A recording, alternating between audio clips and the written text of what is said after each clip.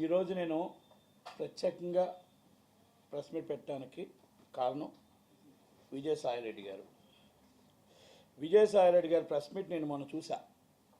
చాలా అద్భుతంగా, చక్కగా ఒక రాజ్యసభ సభ్యుడిగా, ఒక ఆడిటర్గా, ఒక సమాజానికి 65 సంవత్సరాలు అనుభవంతో ఆయన మాట్లాడిన మాటలు అన్నీ చూశాను. నేను గత ప్రెస్ మీట్లు కూడా చూశాను. గత ప్రెస్ మీట్లో సమాజానికి ఆయన రాజ్యసభని ఎందుకు చేయాలో చెప్పడం చూశాను, రాజ్యసభలో మాట్లాడడము చూశాను, ఇప్పుడు కూడా ఆయన మాట్లాడినవి చూశాను. తప్పలేదు, చాలా ఆయన మీద ఆయన ఆవేశకావేశాలతో మాట్లాడడంలో తప్పలేదు. ఎందుకంటే ఆయన మీద అబండాలు వేశారు, అన్యాయంగా ఆయన మాట్లాడుతున్నారు కాబట్టి ట్రోల్ చేస్తున్నారని ఉద్దేశంతో ఆయన అన్నాడు అనేది ఆయన అంటున్నాడు.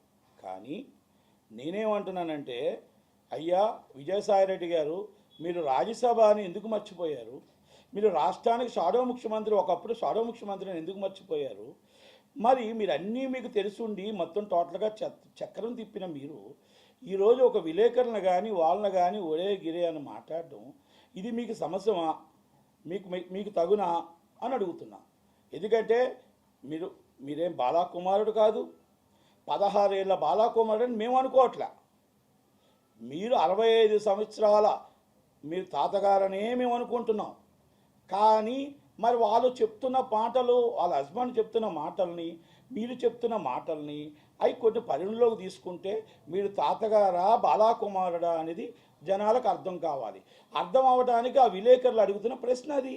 ఆ ప్రశ్నకి నేను కాదండి, ఇది నేను నిరూపించుకుంటాను, నేను ఇలా కంపల్సరీ దీన్ని నా సాక్ష్యాలు నా మీద లేవు, అన్యాయంగా ఇరికిచ్చారు, నన్ను టీడీపీ వాళ్ళు ఇరికిచ్చారా, వైసీపీ వాళ్ళు ఇరికిచ్చారా, లేకపోతే మీ కుటుంబ సభ్యులు ఇరికిచ్చారా అనేది చెప్పుకోవాల్సిన బాధ్యత మీకుంటుంది. యాజ్ అ పబ్లిక్ పర్సన్ మీరు ఆల్రెడీ పబ్లిక్లో రాజ్యసభ సభ్యుడిగా ఎన్నికయ్యారు, విశాఖపట్నాన్ని దోచుకోవడానికి తయారయ్యారు. తర్వాత మిమ్మల్ని భరించలేక జగన్మోహన్ రెడ్డి గారు నెల్లూరుకి పంపించారు. ఇవన్నీ వాస్తవాలెంతో ఆ అమ్మాయి ప్రసన్న అన్న హస్బెండ్ చెప్పినవి కూడా వాస్తవాలే అని కనిపిస్తున్నాయి. ఇది నేను చెప్పట్లేదు, ఇది సోషల్ మీడియా చెప్పట్లేదు, విలేకరుల లెవెల్లో కూడా మిమ్మల్ని వచ్చి ప్రత్యేకంగా మీకోసం ఒక టోటల్గా ½ అన్ అవర్ ప్రోగ్రామ్ ఎవరో చేయలేదు. ఆయన చెప్పిన ప్రోగ్రామ్కి మీరు చెప్పిన ప్రోగ్రామ్కి దగ్గర దరిదాపులో ఉన్నాయి. నేను 2 విషయాలు అడుగుతా. ప్రసన్న గారు ఎందుకు సస్పెండ్ అయ్యారు?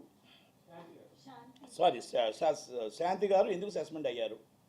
శాంతి గారు సస్పెండ్ అవ్వడానికి, శాంతి గారు ఇంతకుముందు చేయడానికి వైజాగ్ కొన్ని కార్యక్రమాల్లో ఆమె పాత్ర ఏంటి, మీ పాత్ర ఏంటి, మీ పాత్ర అభినయం ఏంటి, అసలు ఆమెకి మీకు సంబంధం ఏమిటి?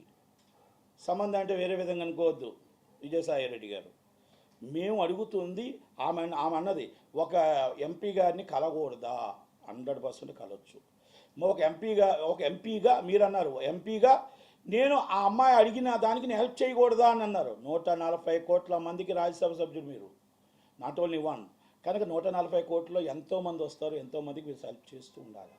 కానీ ఆ హెల్ప్ల్లో కూడా కొన్ని హద్దులు దాటకూడదు. ఎందుకంటే మీరే అన్నారు, మేము అనలేదండి, ఇది మీరు ఒక్కసారి రిపీట్ చేసుకోండి మళ్ళీ మీ దీంట్లో ప్రెస్ మీట్లోనే. వాళ్ళ హస్బెండ్ మా దగ్గరకు వచ్చాడు, హస్బెండ్ వస్తే హస్బెండ్ ఏదో అమెరికా వెళ్తాను అన్నాడు, స్కాలర్షిప్ కోసం మా వాళ్ళు హెల్ప్ చేయమని అడిగాను అన్నారు. మీకు ఇంట్రెస్ట్ లేకపోతే ఆ హస్బెండ్ అమెరికా పంపించే ఆలోచన మీరెందుకు చేస్తారు?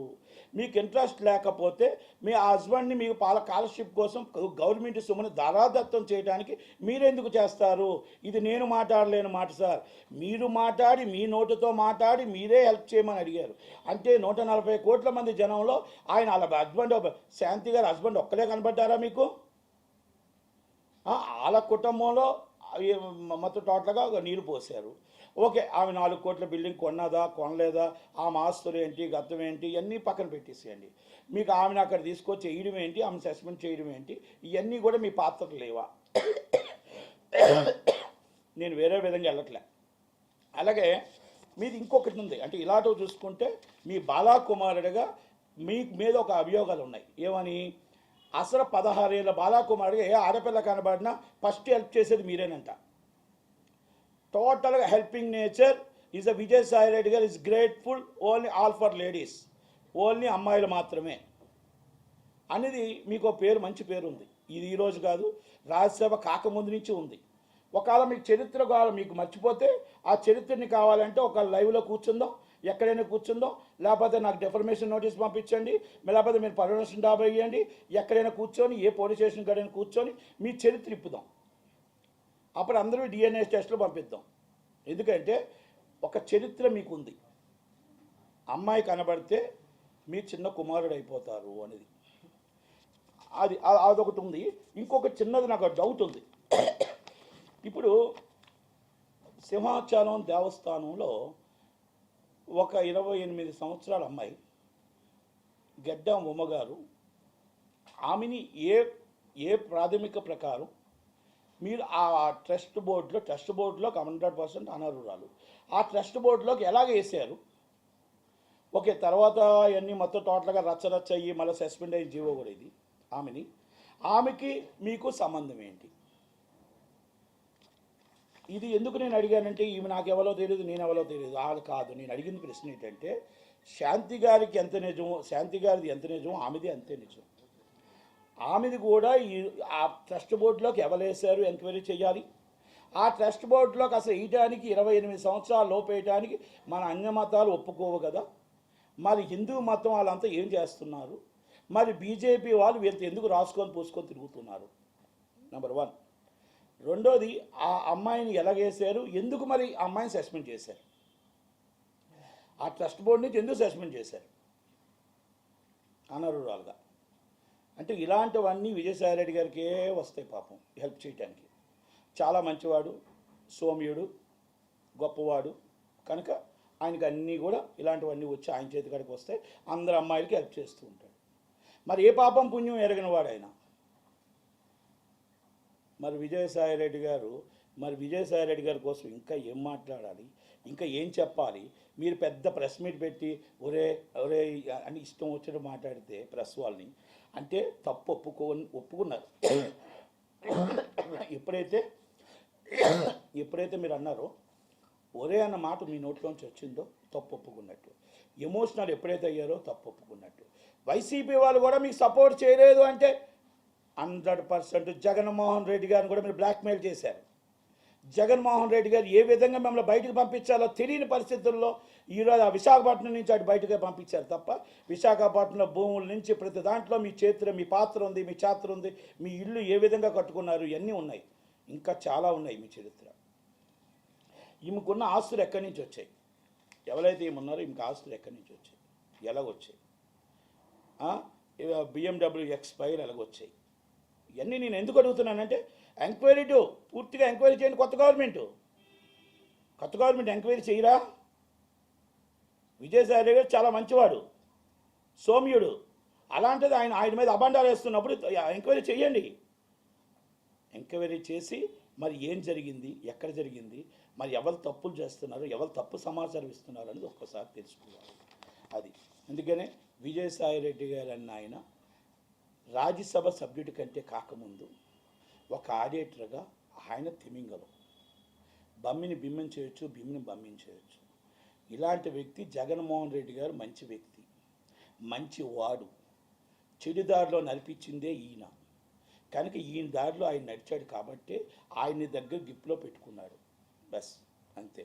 ఇక నేను మూడు విషయాలు ఆయన కోసం మనం చెప్పాలి అంటే, విజయసాయిరెడ్డి గారి కోసం చెప్పాలంటే 65 సంవత్సరాల తాతగారు, ఈ 16 సంవత్సరాల బాలాకుమారుడు ఎప్పుడు ఏ రోజైనా బాలాకుమారుడు అయిపోతుంటాడు. ఇప్పుడు నేను 60 సంవత్సరాల తాతగారు అవుతాడు. కొడుకు కావాలన్నాడా, కొడుకు కావద్దన్నాడా, ఇవన్నీ మనం పక్కన పెట్టేస్తే ఈ సోషల్ మీడియాలో సమాధానం చెప్పవలసింది, DNA టెస్ట్ చేసుకోవాల్సింది, ప్రతిదీ కూడా మీ బాధ్యత, మీ నిరూపించుకోవాల్సిన బాధ్యత ఒక రాజ్యసభ సభ్యుడిగా బాధ్యత ఉంటుంది. లేదు మీకు నిజంగా సిగ్గు లేదు, మామూలుగా మాకు వైసీపీకి సిగ్గు లేదు, మేము పట్టించుకోము అంటే ఉంటారా? లేకపోతే ఆయన పార్టీని సస్పెండ్ చేస్తారా? లేకపోతే మా పార్టీ వాళ్ళంతా ఇలాగే చేస్తుంటారు. మొన్నటి మా అంబటి రాంబాబు గారు ఇలాగే చేశారు, మా అవంతి శ్రీనివాస్ గారు ఇలాగే చేశారు. చాలామంది మా అన్ని కేసుల్లో ఉంటాం, మేము ఇదే ఉంటాం. ఆడవాళ్ళని ఆడించుకోవడమే మా అలవాటు, ఆడవాళ్ళని అవమానించడమే మా అలవాటు. మా చెల్లినేమేం పట్టించుకోలేదు, మా చిన్నాన్నేమేం పట్టించుకోలేదు అంటే ఇక దానికి ఆన్సర్ కూడా చెప్పలేరు. ఇక కనుక నేను ఒక్కటే చెప్తున్నా, దయచేసి విశాఖపట్నంలో ఉన్న భూములను ఎంక్వైరీ చేయండి, ఈయన మీద ఉన్నవన్నీ అభియోగాలు ఎంక్వైరీ చేయండి. రాజ్యసభ సభ్యుడిగా ఈయన అనర్హుడు కనుక ఇలాంటివన్నీ కూడా తేలేదాకా ఈయన సస్పెండ్ చేయండి. ఈయన ప్రివిలేజ్ మోషన్ మూవ్ చేయడం కాదు, మేము మూవ్ చేస్తాం. 100% స్పీకర్ గారికి మేమే రాస్తాం.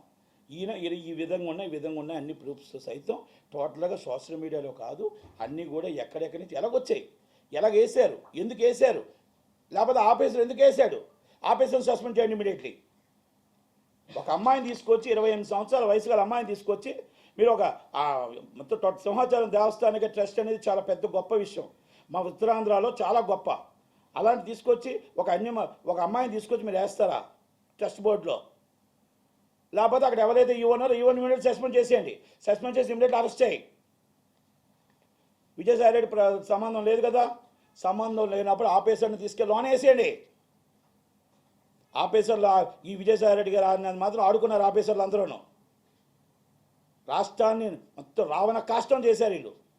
ఆంధ్రప్రదేశ్ రాష్ట్రం అంటే చీ అనిపించే పరిస్థితి తీసుకొచ్చారు వీళ్ళు. కొంతమంది పోలీస్ ఆఫీసర్సు, కొంతమంది రెవెన్యూ ఆఫీసర్సు, కొంతమంది మొత్తం టోటల్గా దేవాదాయ శాఖ నుంచి కానీ అందరూ కూడా ఇది కాదు రాష్ట్రం. రాష్ట్రానికి మనం ఏం చెయ్యాలనుకుంటున్నాం, ప్రజలకు ఏమి చెయ్యాలనుకుంటున్నాం. మిమ్మల్ని అందరం ఎక్కించింది ఎందుకు? పోలవరం కట్టమని అందరం ఎక్కించాం ఆ రోజు. మిమ్మల్ని కట్టమని ఎందుకు? విశాఖపట్నం మీకు టోటల్గా విశాఖపట్నం అబ్బుగా తీర్చమని చేసాం. విశాఖపట్నంలో మీ ప్యాలెస్ కట్టుకుంటారు, మొత్తం టోటల్గా ఇష్టం వచ్చేట్టు మీరు ఇష్టారాజ్యం ఆడుకుంటారు. అంబటి రాంబాబు అని ఆయన వచ్చి డ్యాన్సులు చేసుకుంటాడు. ఇదా మీరు మన రాష్ట్రాన్ని నడిపి మొత్తం తీసుకొచ్చి మొత్తం టోటల్ కొన్ని కోట్ల రూపాయలు, కొన్ని వందల కోట్ల రూపాయలు ఒక్కొక్కరు అనుచరులు. ఒకప్పుడు రోడ్డు మీద తిరిగే, సైకిల్ మీద తిరిగే ఒక అనుచరుడు ఈరోజు BMW మీద తిరుగుతున్నాడు. కోట్లాది కోట్ల రాజ్యాలంట, కోట్లాది కోట్ల హోటల్స్ అంట, కోట్లాది కోట్ల ఇల్లులు అంట. వాళ్ళ ఇల్లు చూస్తుంటే, ఒక జెడ్పీటీసీ ఇల్లు చూస్తుంటే ఎవరికి ఇన్ని సంవత్సరాలు కష్టపడ్డా మాకు కూడా లేదు. ఒక 35 కోట్ల ఫామ్ హౌసెస్ అంట, రెస్ట్ కంటే ఫామ్ హౌస్ అంట. మొదటి భార్య ఇంటికంటే ఒక ఇల్లు అంట, రెండో భార్య ఇంటికి ఇంకొక ఇల్లు అంట. ఇదా? ఇలాంటి వాళ్ళు ప్రజల సొమ్ముని దాచుకున్న వాళ్ళందరినీ డబ్బుని కక్కి బయట తీసుకొని ప్రజలకు పెట్టాలి. ఈరోజు అప్పుల పాలు అయిపోవడానికి కారణం ఏంటి? మళ్ళా దానికి ఏదో చెప్తాడు ఆ పేరు నాని గారు. ఈ పేరు నాని గారికి పని పాటు ఏమీ లేదు, ఏదో చెప్తుంటాడు, కహానీలు చెప్తుంటాడు, కహానీ జహానీ. ఏం కహానీ జహానీ పేరు నాని? ఏం చెప్తావు నువ్వు విజయసాయి రెడ్డి కోసం? ఏం చెప్తావు? అది చెప్తావు ఖజానాలో డబ్బు లేదంట, 6 ప్యాక్స్ ఏం చేయలేకపోయారంట. 6 ప్యాక్స్ చేయడానికి నువ్వేమైనా మొత్తం టోటల్ ఆస్తులు ఇచ్చావా? ఆస్తులు అమ్మి తాకట్టు పెట్టి మీ ఇంట్లో సొంతానికి మార్చుకున్నారు. సొంతానికి మార్చుకున్నప్పుడు గవర్నమెంట్ ఎక్కడి నుంచి తీసుకొస్తుంది? చేస్తుంది. 1వ తారీఖు జీతాలు ఇవ్వడం మొదలుపెట్టింది. అన్నీ కూడా టైం టు టైం చేయడానికి, అన్నీ మీ అందరి దగ్గర నుంచి ఎలా జోబులో కక్కించాలో అన్నీ టైం దగ్గర పడతాయి. ఈ 5 సంవత్సరాల్లో మీ అందరినీ మీరు ఎక్కడెక్కడ కక్కిచ్చారో ఎక్కడెక్కడ మొత్తం అందరి దగ్గర డబ్బులు లాగి అవుతే ప్రజలకే పంచుతారు డబ్బులు. మీరేం కంగారు పడకండి, మీకు దగ్గర పడ్డే రోజులు అందరికీ. అందుకే చెప్తున్నాను, విజయసాయి రెడ్డి గారిని ఇమీడియట్లీ రాజ్యసభ నుంచి సస్పెండ్ చేయాలి. ఒకవేళ స్పీకర్ గారు ఒకవేళ చేయకపోయినా మేము ఇమీడియట్లీ చైర్పర్సన్కి మేము కంపల్సరీ లెటర్ రాస్తాను. కంపల్సరీ అవసరమైతే నేను న్యాయ పోరాటం చేస్తాం. దీని మీద ఇంకా మేము ప్రూఫ్స్ అన్నీ తీసుకొని తీస్తాం. ఆయన కూడా మా మీద డిఫర్మేషన్ వేయడానికో, ప్రివిలేజ్ మోషన్ మొయ్యి చేయడానికో, ఏమి చేయడానికైనా మేము రెడీయే. ఏం బాధపడం. పోలీస్ కేసు పెడతారా? ఏం పెడతారా? ఆయనకి అలవాటే బ్లాక్మెయిలర్ అంటారు. జగన్మోహన్ రెడ్డి గారిని బ్లాక్మెయిలింగ్ చేస్తాడు, మేమే మాత్రం. కనుక విజయసాయి రెడ్డి గారు మిమ్మల్ని మేము వేరే పేరు పెట్టడం కూడా రాదు. ఎందుకంటే వయసుకి మర్యాద ఇచ్చేవాళ్ళం మేము. వయసుకి మర్యాద తెలియదు మీ పార్టీలో ఉన్నారు, వయసుకి మర్యాద ఇవ్వడంలో మా పార్టీలో ఉన్నారు. కనుక విలువలతో మా నాయకుడు మమ్మల్ని నేర్పించాడు. విలువలు లేని మీకు విలువలు నేర్పలేని మీ నాయకుడు. అది మీకు తేడా. ఇప్పటికీ విజయసాయి రెడ్డి గారు అంటున్నామంటే మా నాయకుడు నేర్పించిన మాకు ఇది. కానీ మీ నాయకుడు నేర్పించింది విలువలు లేకుండా, పెద్దవాళ్ళకు మర్యాద ఇవ్వకుండా మాట్లాడించేది మీరు. కనుక దయచేసి నేను 2 మొక్కలు చెప్పాను, 3వ మొక్కల దాకా మళ్ళీ నాకు చెప్పించు. మీరు ఎవరైనా కౌంటర్ వస్తే ఆ కౌంటర్ తగ్గట్టు తగ్గిన దగ్గర ఉన్నవన్నీ మీకు మొత్తం బయటపెట్టి మొత్తం టోటల్గా చరిత్ర పట్టుల్లో బాలాకుమారుడి పేర్లు అన్నీ మొత్తం బయట పెడదాం. ఎందుకంటే కొంతమంది ఆడపిల్లల పేర్లు నేను బయట పెట్టడానికి నాకు ఇష్టం లేదు. నాకు అవకాశం కూడా లేదు, వద్దు కూడా. ఎందుకంటే ఇవన్నీ అఫీషియల్గా ఎందుకు నేను కూడా ఎలాగా అపాయింట్ అయింది, ఎలా సస్పెండ్ అయింది, దీనికి లింక్ ఏంటి విజయసాయి రెడ్డి గారికి అని మాత్రం అడుగుతున్నా. అది మాత్రమే అడుగుతున్నా నేను, ఇంకా ఏం అడగట్లా. ప్రసన్న గారి లింక్ శాంతి గారి లింక్కి ఈ లింక్కి ఏమైనా తేడా ఉంటుందా, లేకపోతే ఇయే సేమ్ లింకులు ఉంటాయా? ఇలాంటి లింకులు 100 ఉంటాయి, ఇంకా కోకోకోళ్ళు ఉంటాయి, 100 ఉంటాయి. అందరూ అమ్మాయిలు మాత్రమే, ట్రాక్ లైన్ మళ్ళీ అమ్మాయిలు మాత్రమే, వేరే వాళ్ళకి ఎవరికి మగపిల్లలకి నాటే అలవాడు. కనుక విజయసాయి రెడ్డి గారు దానికి సమాధానం చెప్పాల్సిన అవసరం ఉంది. ఇది విజయసాయి రెడ్డి గారి చరిత్ర, వైసీపీ చరిత్ర. వైసీపీకి చరిత్ర లేదు, చరిత్ర అయిపోయింది. దానికి ఒక డన్ను గన్ని అన్న ఉన్నాయి, పని లేదు. ఇంకా ఆ పని లేకుండా ఆల్రెడీ ప్రతిపక్షంలో కూడా లేకుండా చేసేసారు. కనుక ఆ నాయకుడికి నిజంగా చిత్తశుద్ధి ఉంటే ఇలాంటి వాళ్ళందరినీ సస్పెండ్ చేసి ఆ తండ్రి మహానాయకుడు రాజన్న పేరు పెట్టినందుకు రాజశేఖర రెడ్డి గారు పరువు నిలబెట్టే ఆయనకైనా ఇలాంటి వాళ్ళందరినీ బయటకు తోసేస్తే మంచిది. ఆయనకున్న పేరుని మీరు తీసుకొచ్చి బయట మొత్తం సర్వనాశనం చేశారని మాత్రం మేము చెప్పొచ్చు. అది ఇంకొకటి, ఇప్పుడు ఇక్కడ రాష్ట్రాల్లో మొత్తం టోటల్గా ఈరోజు ఏమవుతుందంటే, ఈ మొత్తం టోటల్గా ఆంధ్రప్రదేశ్ రాష్ట్రం కోసం వద్దాం, ఆంధ్రప్రదేశ్ తర్వాత తెలంగాణకు వస్తాం. ఆంధ్రప్రదేశ్ రాష్ట్రంలో ఇప్పుడు మనం అందరం కలిపి 3,43,000 మంది ఓట్లు వేసాం. 3,43,000 మందిలో 1,33,00,000 మంది మనకి దిగువ తరగతి వాళ్ళు, లేని వాళ్ళు. ఎస్, దాన్ని యాక్సెప్ట్ చేస్తాం. వాళ్ళందరికీ పెన్షన్లు ఇస్తున్నాం, అమ్మఒడి ఇస్తున్నాం, మళ్ళీ చదువు చెప్పిస్తున్నాం, ఎంతకాలంటే అది ఇది మన టోటల్గా ఆరోగ్యశ్రీ కానీ అన్నీ ఫ్రీయే, ఇంక్లూడింగ్ సిలిండర్తో సైతం ఫ్రీ. ఆ తక్కువ 2,10,00,000 మందికి మొత్తం టోటల్గా 30 లక్షల మంది హైలీ క్వాలిఫైడ్, అంటే వాళ్ళు వ్యాపారాలు చేసుకొని బతకగలరు, నిలబడగలరు. మరి 1,80,00,000 మంది ఏ పాపం చేశారని చెప్పి వాళ్ళని నడి రోడ్డుపై మనం వదిలేస్తాం. వాళ్ళందరూ ఓటేశారు. ఈ 1,80,00,000 మంది ప్లస్ 5,40,00,000 మంది, ఇంకా కొంతమంది ఓటుకు రాలేకపోవచ్చు, లేకపోతే ఏమి రాకపోవచ్చు, మన ఓటర్లే. వీళ్ళందరూ ఏంటంటే చెప్పుకోలేరు బయటికి. ఈరోజు ఆకలితో ఉన్నావా, ఈరోజు మనం బట్టలు వేసుకున్నావా, ఈరోజు బండిలో పెట్రోల్ ఉందా లేదా, ఇంట్లో మన తిండి ఉందా లేదా, బియ్యం ఉన్నాయా లేవా, పిల్లల్ని ఆకలితో పెట్టగలరే తప్ప బయటకు వచ్చి మాకు ఇది ఇవ్వండి, మాకు ఇది చెయ్యండి అని చెయ్యి చాపి అడుక్కోలేని పరిస్థితుల్లో ఈ 1,80,00,000 మంది ప్రజల మధ్యతరగతి కుటుంబీకులు ఉన్నారు. వాళ్ళని మనం ఎందుకు గుర్తించట్లేదు? వాళ్ళకి 80 రూపాయలు బియ్యం ఇస్తున్నాం, మనం పేదవాళ్ళకి వచ్చి రూపాయి బియ్యం ఇస్తున్నాం. 80 రూపాయలకి రూపాయికి బియ్యం ఎంత ఉంటుంది? ఒక్కసారి మన నూనె వచ్చి వాళ్ళకి రూపాయికి రూపాయికి ఇస్తాం, రూపాయికి 10 రూపాయలకి ఇస్తున్నాం, మనం వాళ్ళకి చూస్తే 200 రూపాయలకి ఇస్తున్నాం. అంటే ఇదంతా మనం అబ్నార్మల్ రేట్స్ చేస్తే ఒక మనిషి, సగటు మనిషి బతకడానికి మొత్తం మనిషికి 15,000 రూపాయలు కావాలి ఇంటి రెంట్తో. ఆయన ఫ్యామిలీ కానీ అయితే 22,000 కావాలి, పిల్లలు అయితే 30,000 రూపాయలు కావాలి, పిల్లలు పెద్ద అవుతూ ఉంటే వాళ్ళ చదువులకి వాటికి కలిపి 45,000 కావాలి. మరి ఈరోజు జీతాలు ఎక్కడి నుంచి వస్తున్నాయి?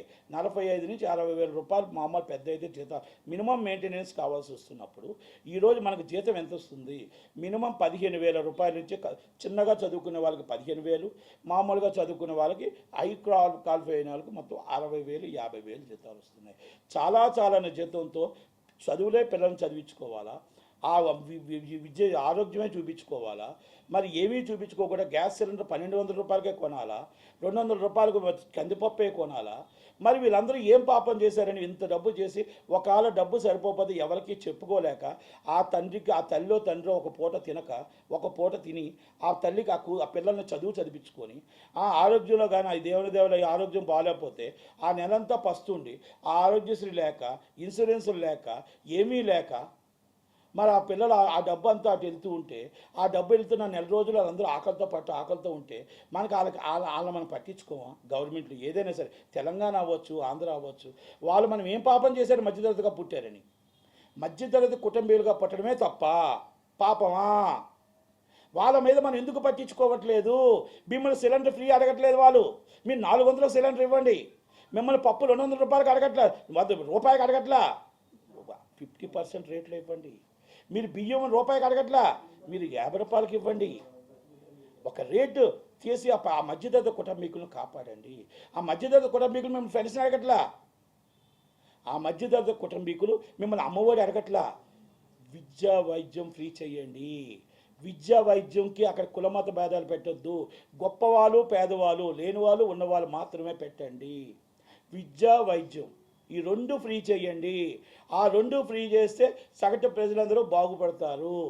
దయచేసి ఈ మధ్యతరగతి కుటుంబీకులు మాట్లాడండి. వాళ్ళందరూ రాజకీయ నాయకులు, వాళ్ళని పట్టించుకోండి.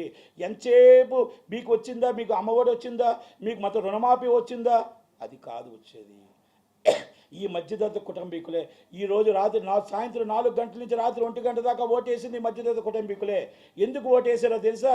మన ఆంధ్రప్రదేశ్లో మన పిల్లలు మన దగ్గరికి వచ్చి చదువుకుంటారు, పరిశ్రమలు వస్తాయి. మనం ఎక్కడో బెంగళూరులో నా పిల్లలు చదువుకోవద్దు, ఎక్కడో చెన్నైలో నా పిల్లలు చదువుకోవద్దు, ఎక్కడో హైదరాబాద్లో నా పిల్లలు చదువుకోవద్దు. నా పిల్లలు నా కళ్ళ ముందు చదువుకోవాలంటే పరిశ్రమలు కావాలి, చంద్రన్న రావాలి, పవన్ కళ్యాణ్ గారు రావాలి. అందుకనే 4 గంటల నుంచి 1 గంట దాకా నీళ్ళు లేకుండా పాలు లేకుండా కూర్చోబెట్టి ధనామధన ఓట్లు వేసుకుంటూ వెళ్ళారు అంటే ఆ మధ్యతరగతి కుటుంబీకులే. మా పిల్లలు ఇక్కడ చదువుకుంటే మా ముందు బతుకుతారు. చాలా జీతంతో ఎక్కడో హైదరాబాద్లో, ఎక్కడో చెన్నైలో, ఎక్కడో గల్ఫ్లో బతకొద్దు. మా రాష్ట్రంలో మేము గర్వంగా బతుకుతాం. మాకు పరిశ్రమల్లో మాకు జీతాలు ఇవ్వండి, ఉద్యోగాలు ఇవ్వండి, పరిశ్రమలు రప్పించండి అని చంద్రబాబు గారిని గెలిపించారు. కాబట్టి ఈ మధ్యతరగతి కుటుంబీకులకి మనం 1200 మన సిలిండర్ ఇచ్చి 380 రూపాయలు మొత్తం టోటల్గా వాళ్ళందరికీ ఫ్రీగా ఇవ్వడం అనేది కరెక్ట్ కాదు. దయచేసి ఒక సబ్సిడీ రేటు పెట్టండి. ఆ సబ్సిడీ ఒక రేట్లో మనం భరించుతామా, ఏం చేస్తామా, ఎలా చేస్తామా, ఏ విధంగా మనం రాబడి పెట్టుకుందాం, ఏ విధంగా చేసుకుందాం అని ఒకటి పెట్టుకోవాలి. అవన్నీ మనం పెట్టుకుని మధ్యతరగతి కుటుంబీకులను కాపాడాలి. ఇన్కమ్ పెరగడానికి మీరు 2 విషయాలు చేసుకోవాలి. మీరు దాన్ని వదిలేస్తున్నారు. ఇన్కమ్ పెరగడానికి వదిలేస్తున్నారు. ఈ మధ్యతరగతి కుటుంబీకులమే పడిపోతున్నారు. మీకు ఈరోజు చెప్తున్నా, మార్కెట్లో విశాఖపట్నంలో మద్దిరిపాలెం అనే సెంటర్లో 3 లక్షల రూపాయల గజం ఉంటే 3 లక్షల గజం ఉంటే ఆ 3 లక్షలకి గవర్నమెంట్ వాల్యూ 50,000 కడుతుంటే 2,50,000 బ్లాక్ మనీ ఇవ్వని మీరే కదా ప్రోత్సహిస్తుంది. 3 లక్షల రూపాయలకి మీరు ట్యాక్స్ కట్టించుకోవచ్చు కదా. 3 లక్షలకి మీరు అప్గ్రేడ్ చేయొచ్చు కదా. మీ చేతుల్లో పనే కదా. 2,50,000 రూపాయలు బ్లాక్ మనీగా మనం ప్రోత్సహిస్తున్నాం గవర్నమెంట్. పంచాయతీల్లో మనం ఒక ఉదాహరణకి ఒక పంచాయతీలో 13,000 పంచాయతీలు ఉన్నాయి. 13,000 పంచాయతీలు ఉన్నాయి. 13,000 పంచాయతీల్లో దాదాపు ఒక పంచాయతీకి అది ఇది పంచాయతీ చట్టం ప్రకారం మనకు రావాల్సిన డబ్బు నెలకి ఒక పంచాయతీ, మేజర్ పంచాయతీకి 22 లక్షలు రావాలి, ఒక స్మాల్ పంచాయతీకి 11 లక్షలు రావాలి. ఈరోజు ఆ పంచాయతీకి 50,000, 2 లక్షల రూపాయలు కూడా రావట్లేదు అంటే లంచాల రూపంలో వెళ్ళిపోతున్నది. రాజకీయ నాయకులు తింటున్నారా, ఆఫీసర్లు తింటున్నారా, ఎవరు తింటున్నారు? ఈ 13,000 పంచాయతీ నుంచి ఎందుకు ఈ డబ్బులు మనం కలెక్ట్ చేయలేకపోతున్నాం? మన దగ్గర మ్యాన్ పవర్ లేదా? మన దగ్గర చట్టం లేదా? చట్టంగా నేను కొత్తగా చట్టం చేయమని చెప్పట్లా. ఆ చట్టంలో మీకు ఉదాహరణకు ఒక థియేటర్ ఉంది, 1,17,000 ట్యాక్స్ని 2,000 రూపాయలు ట్యాక్స్ ఏ విధంగా వేస్తున్నారు? ఇది ఎక్కడ న్యాయం రా బాబు అని అడగలేకపోతున్నారా? ఇది చట్టం ప్రకారం 1952 చట్టం, పంచాయతీ చట్టమే అడుగుతుంది. ఆ చట్టం ప్రకారం మీరు ఎందుకు దాన్ని మానిటరీ చేయలేకపోతున్నారు? ఎందుకంటే మీ లంచాలు పోతాయి, మీ బ్లాక్ మనీ పోతుంది. అక్కడ బ్లాక్ మనీ పోవాలి, రిజిస్ట్రేషన్లో బ్లాక్ మనీలు పోవాలి. మీకు ఇన్కమ్ ఎక్కడి నుంచి వస్తుంది అప్పులు కాకపోతే? ఈ రెండింటి మీద పెట్టండి. ఈ మధ్యతరగతి కుటుంబీకులను కాపాడండి. ఇలా ఎన్నో ఉన్నాయి, పరిశ్రమలు ఉన్నాయి, జిఎస్టీలు ఉన్నాయి, మొత్తం టోటల్గా ఎన్నో రావాల్సిన ట్యాక్సులు ఉన్నాయి. అవన్నీ మనం మ్యాన్ పవర్ని పెట్టుకొని అన్ని దగ్గరుండి మనం లాక్కుంటే మనమేం చట్టాలు చేయాల్సిన అవసరం, పాత చట్టాలే ఉన్నాయి. ఇది నేను పవన్ కళ్యాణ్ గారికి ఎందుకు చెప్తున్నానంటే, పవన్ కళ్యాణ్ గారు పంచాయతీరాజ్ శాఖ చేస్తున్నారు కాబట్టి, అవినీతిమయంలో పంచాయతీరాజ్ శాఖ ఉంది కాబట్టి ఇది నేను చెప్పింది తప్పు అంటే నా మీద కేసు పెట్టండి. ఇది నేను చెప్పి నిరూపించలేకపోతే నా మీద ఏవైనా జైలుకు పంపించండి. నేను ఉదాహరణకి ఈ 2 అడుగుతున్నా. ఈ రెండింటికి తీసుకొస్తే కొన్ని 100 కోట్లు వస్తాయి నెలకు ఆదాయం. నెలకి కొన్ని 100 కోట్ల నెలకు ఆదాయం వస్తే మనం ఈరోజు ఇవ్వాల్సిన ఈ కార్యక్రమాలన్నీ కూడా బ్రహ్మాండంగా ఇంకొకరిని అప్పు చేసుకోవాల్సిన అవసరం. మన రాష్ట్రం ధనిక రాష్ట్రం, అప్పుల రాష్ట్రం కాదు. అలాగే సేమ్ వర్తిస్తుంది తెలంగాణ. తెలంగాణలో మీరెందుకు చేయలేకపోతున్నారు? ఇవన్నీ మనం చేయాల్సిన తెలంగాణలో అవ్వచ్చు, ఆంధ్రప్రదేశ్లో అవ్వచ్చు. ఇవన్నీ కూడా మీరు చేయకపోవడం వల్ల ఈరోజు రాష్ట్రంలో బ్లాక్ మనీ రూపంలో తాండవం చేస్తూ, ఆ బ్లాక్ మనీ అనేది బయటకు వెళ్తూ, ఆ బ్లాక్ మనీ రాజకీయ నాయకులు ఆటలో తిరుగుతూ మొత్తం టోటల్గా ఈరోజు 50 కోట్లు ఎలక్షన్స్కి అవుతున్నాయంటే కారణాలు ఏంటి? ఇవన్నీ కూడా ఆలోచించండి. మధ్యతరగతి కుటుంబీకుల్ని సర్వనాశనం అయిపోతున్నారు. ఇది నేను ఒక మాట, నా మాటగా మీరు ప్రతి ఒక్కరికి మీకు బాధ అనిపించింది అయితే ఇది నిజం అనుకుంటే మీరు అందరూ చెయ్య కలపండి. సోషల్ మీడియాలో మీరు చెయ్య కలిపి మధ్యతరగతి కుటుంబీకులు కాపాడటానికి నిలబడండి. ఇది నేను చెప్పింది తప్పు అనుకుంటే దీంతో ఇక్కడితోనే వదిలేయండి. ఇది నేను మాట్లాడినవన్నీ తప్పు అనుకుంటే వదిలేయండి. మంచి అనుకుంటే ప్రతి ఒక్కరూ ఒక లైక్ చేసి ప్రతి ఒక్కరూ కూడా ఇది కరెక్ట్, మధ్యతరగతి కుటుంబీకులు కాపాడాలి అని అనుకుంటే మాత్రం దాని మీద ఒక లైక్ చేయండి. పోలీస్ స్టేషన్లో ఆంధ్రప్రదేశ్ తెలంగాణ పోలీస్ స్టేషన్లో సివిల్ సెటిల్మెంట్లు చేయకండి. మళ్ళా చెప్తున్నా, మీరు సివిల్ సెటిల్మెంట్లు ఈ సెటిల్మెంట్లు కాదండి. మనం కాపాడాల్సింది క్రైమ్ రేట్ కాపాడండి. ఈ క్రైమ్ రేట్ కాపాడండి. కొంతమంది ఎస్హెచ్ఓలు సివిల్ సెటిల్మెంట్లు చేస్తున్నారు. ఇది వాస్తవాలు. ఇవన్నీ కూడా ఇప్పటికీ మారకపోతే మళ్ళీ మీరు టీఆర్ఎస్ లాగే మీరు చేస్తే దానికి దీనికి తేడా ఉండదు. ఇది రాహుల్ గాంధీ గారు గవర్నమెంట్గా ఒక మ్యానిపులేటెడ్గా రాహుల్ గాంధీ గారు గవర్నమెంట్ అని మాత్రం గుర్తుపెట్టుకోండి. ఇది మళ్ళా చెప్తున్నాను.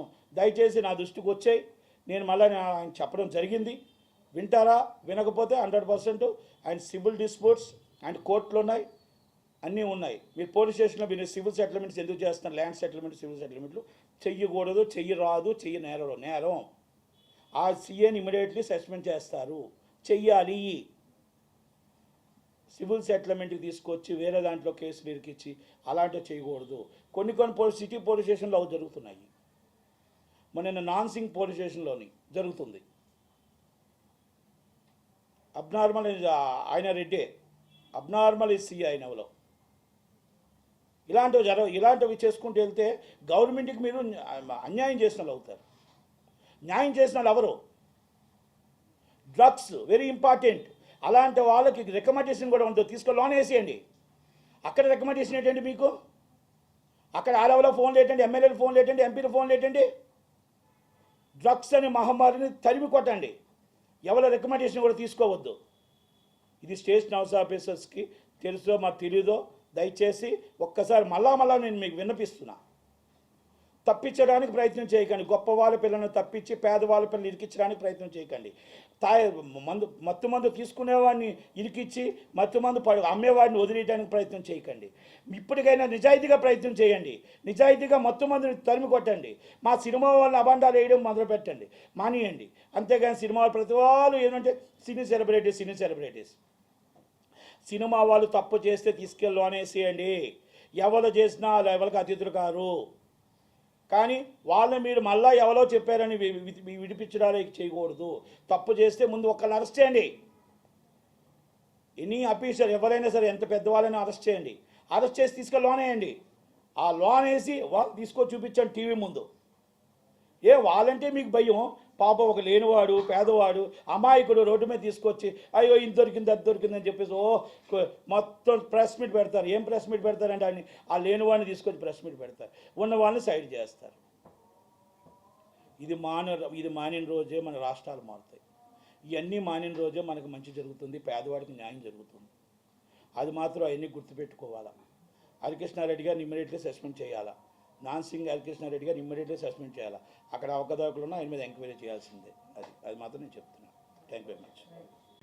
అసెంబ్లీ సమావేశాలు ఇది ఏపీ అసెంబ్లీ సమావేశాలు చర్చకు వస్తుందా? రావాలి. యువతలు భయపడి తీసుకోకపోతే మనం ఏం చేయలేం. ఆయన అంటున్నాడు నేను చంద్రబాబు గారికి కూడా దగ్గరే అంటున్నాడు. నేను చంద్రబాబు గారి దగ్గరే, నేను తారక రత్నకు నేను బాగా దగ్గర, మా అమ్మ ఎందుకు కాబట్టి నేను చంద్రబాబు గారి దగ్గరే, చంద్రబాబు ఛాన్సెస్ అని టీడీపీకి వచ్చేస్తాను అంటున్నాడు. బీజేపీ ఛాన్స్ బీజేపీకి వచ్చేస్తాను అంటున్నాడు. అంటే నేను ఇక్కడ ఏమంటున్నానంటే రాజకీయం వేరు. ఇలాంటివి మన సమాజానికి మంచిది కాదు. దీని మీద ఎంక్వైరీ చేయాల్సిందే, కంపల్సరీ యాక్షన్ తీసుకోవాల్సిందే. వీళ్ళెవరెవరో మనకు తెలియదు. కానీ ఇది జరిగిన ఒక అభియోగం వచ్చింది. ఇప్పుడు నా మీద ఒక అభియోగం వస్తే నేను నిరూపించుకోవాల్సిన బాధ్యత ఉంటుంది. నిరూపించుకుంటప్పుడు నేను ప్రెస్ మీట్ పెడతా. నేను రా అంటే తప్పది. ఎవరికి వస్తే నిజాయితీ పడు, రాకపోతే అవినీతి పరుడు. వస్తే నిజాయితీ పరుడు, రాకపోతే అవినీతి పరుడు. వస్తాడా? నేను మీరెందుకు అనుకుంటున్నారు? వస్తే మిమ్మల్ని ఎందుకు రా అంటాడు అంట కదా. తప్పకుండా ఐఎమ్ రెడీ అంటాడు. నేను వదిలిపెట్టను, నాకు లా ఉంది. అందరికీ లా ఉంది, చట్టానికి ఎవరు అతిథులు కాదు.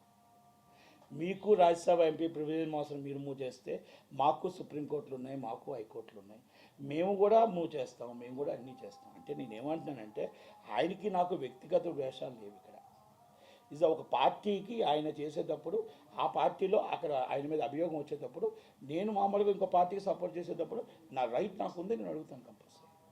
ఆ నా రైట్లో నిజం లేదా నేను దాని డిప్రమేషన్గా యాక్సెప్టెడ్.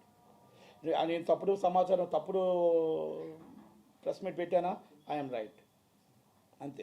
ఈ మాటలకు నేను కట్టుబడి ఉంటాను, వెనక్కి అడుగు వేసుకోవాల్సిన అవసరం నాకు లేదు.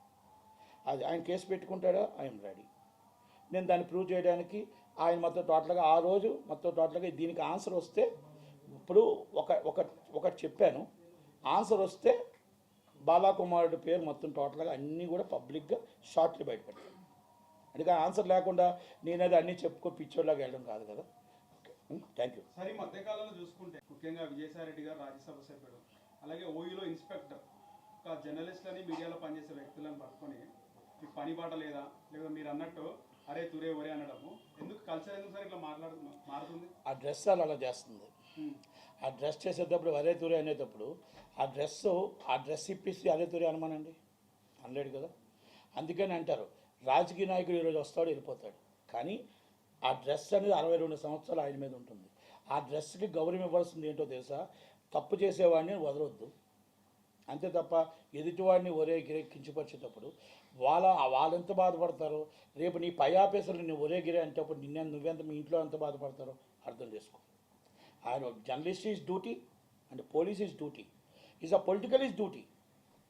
ఎవరైనా డ్యూటీయే చేస్తున్నారు, మీ డ్యూటీ మీరు చేస్తున్నారు, వాళ్ళ డ్యూటీ వాళ్ళు చేస్తున్నారు, వాళ్ళ డ్యూటీ వాళ్ళు చేస్తున్నారు. మిమ్మల్ని తిట్టే రైట్ వాళ్ళకి లేదు. మీరు తప్పు చేస్తే immediately register this case, nuisance case register చేసి లోన్ వేయమనండి, న్యూసెన్స్ కేసు రిజిస్టర్ చేసి లోన్ వేయమనండి. ఒరే అని తిట్టే హక్కు లేదు. వాళ్ళు ఏమైనా కన్నారా? కాదు కదా. మరి ఎందుకు అది వేయలేకపోతున్నారు? భయం. జర్నలిజంలో ఆ తప్పు జరుగుతుంది, వాళ్ళ తప్పులు తీసి మీరు బయటెడతారని చెప్పేసి వాళ్ళు మాట్లాడారు. అలాగే పని బాట లేదా మీకు అనే వర్డ్ ఇంకోటి కూడా ఇక్కడ ఉంది, పని బాట. రెండోది నీ ఛానల్ పనిపాల ఛానల్, ఇది చిన్న ఛానల్ పెద్ద ఛానల్, ఇది యూట్యూబ్ ఛానల్. ఛానల్ ఏదైనా అనవసరం, జర్నలిజమే, జర్నలిస్ట్. అది ఫస్ట్ తెలుసుకోగలగాలి. ఛానల్ ఏది ఉంది, ఆ ఛానల్ ఉందా, ఈ ఛానల్ ఉందా, నువ్వు ఏ ఛానల్లో పనిచేస్తున్నావు కాదు, జర్నలిజంలో జర్నలిస్టా కాదా, ఆయన జర్నలిస్ట్గా వర్క్ చేస్తున్నాడా లేదా, అంతే కావాలి.